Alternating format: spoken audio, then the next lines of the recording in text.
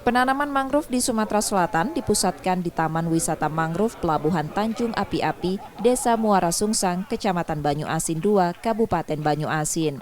Pangkalan TNI Angkatan Udara Sri Mulyono Herlambang terlibat dalam kegiatan dengan menerjunkan 30 personilnya. Mangrove ditanam pada area seluas 2 hektar dengan jumlah bibit mangrove ditanam 10.000 batang. Persiapan penanaman sudah dilakukan sejak sebulan terakhir dengan ratusan prajurit TNI dari Koramil Sungsang, Lanal Palembang, serta Lanut SMH. Dan Lanut mengatakan mangrove di wilayah pesisir penting keberadaannya mengantisipasi perubahan iklim karena dapat menahan naiknya air laut atau gelombang besar.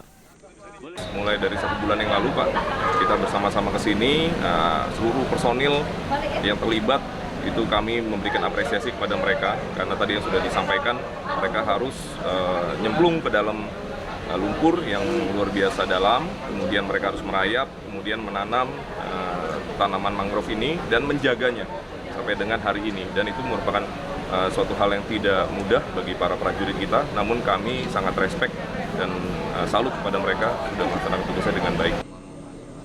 Di Indonesia memiliki 3,3 juta hektar hutan mangrove yang merupakan terluas di dunia.